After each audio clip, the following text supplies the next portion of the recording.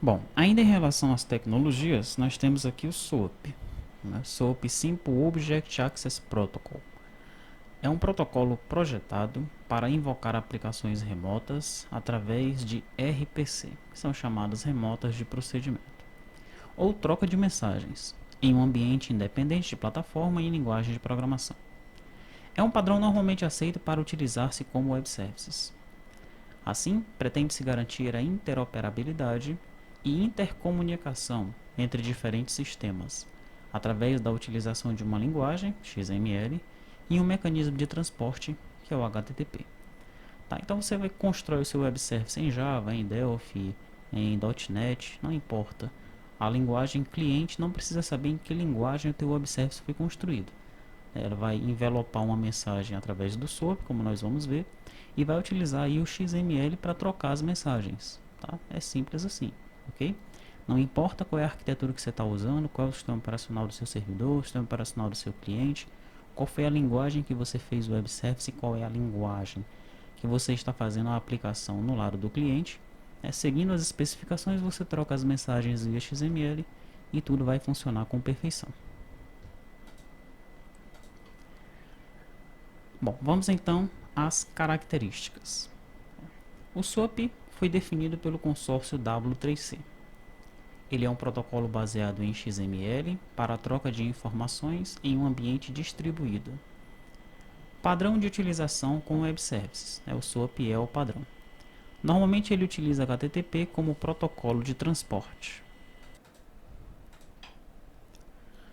Uma mensagem SOAP consiste basicamente dos seguintes elementos. Então nós temos aqui um envelope, né? Por isso que eu mencionei que a mensagem ela era envelopada, tá? Dentro desse envelope nós temos um header, temos aqui um cabeçalho, né? Temos um corpo, esse body aqui. Dentro do corpo nós temos o documento, esse payload, e temos a seção fault. Tá, vamos ver o que é isso tudo aí. Então, envelope. Toda mensagem SOAP deve contê-lo. É o elemento raiz do documento XML. O envelope pode conter declarações de namespaces e também atributos adicionais, como o que define o estilo de codificação. Um encoding style define como os dados são representados no documento XML. O header é um cabeçalho opcional. Ele carrega informações adicionais, como por exemplo, se a mensagem deve ser processada por um determinado nó intermediário. Quando é utilizado, o header deve ser o primeiro elemento do envelope. Temos o corpo, né, que é o body, é um elemento obrigatório que contém o payload. O que é o payload? É a informação a ser transportada para o seu destino final. O elemento body pode conter um elemento opcional fault, usado para carregar mensagens de status e erros retornadas pelos nós ao processarem a mensagem, tá? Então aí, nós temos o envelope é obrigatório. Temos o header, que é opcional. Temos o body, que é obrigatório. Dentro do body, nós temos o payload, que é a informação que está sendo transportada, então é obrigatório. E temos o fault, o fault aí são as falhas, é a informação que não é obrigatória, é opcional, tá? Então, o nosso envelope é obrigatório, header é opcional, o corpo é obrigatório, sendo que no corpo, dentro do corpo, é obrigatório o payload, o documento em si. O fault não é obrigatório, tá? Dentre outras coisas, o SOAP foi desenhado para encapsular e transportar chamadas RPC.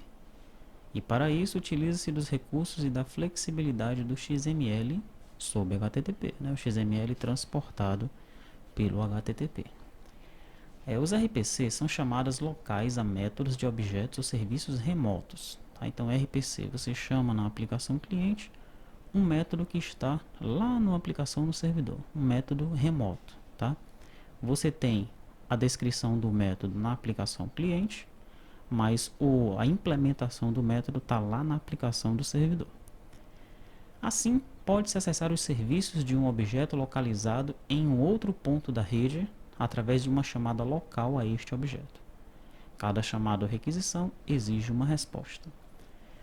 Nós estamos vendo então aqui o caminho, olha, que é feito para uma chamada de um método remoto, tá? Então nós temos aqui a máquina A, a máquina B. A máquina A nós temos um programa cliente, na máquina B nós temos um serviço rodando no servidor. Então a aplicação cliente faz uma chamada remota ao procedimento, esse serviço ele é invocado, chamado, executado, retorna uma resposta, a requisição então aqui é completada e a resposta retorna para o programa que a chamou, ok? O processo de uma chamada RPC funciona da seguinte maneira, mais ou menos como eu já falei ali na outra figura, né? Antes de serem enviadas pela rede, as chamadas RPC, emitidas pela aplicação cliente, são serializadas seguindo o padrão SOAP. O serviço remoto, ao receber a mensagem, faz o processo contrário. Ele desencapsula a mensagem e extrai as chamadas de método. A aplicação servidora processa a chamada e envia uma resposta ao cliente. O processo então se repete. A resposta também é serializada e enviada pela rede.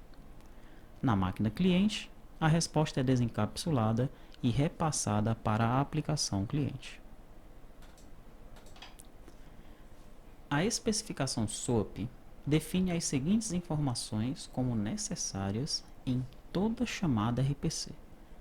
Então você vai ter que ter o endereço do objeto-alvo, né, a URI, o nome do método, os parâmetros do método de requisição ou resposta, uma assinatura do método opcional e um cabeçalho opcional. Ok?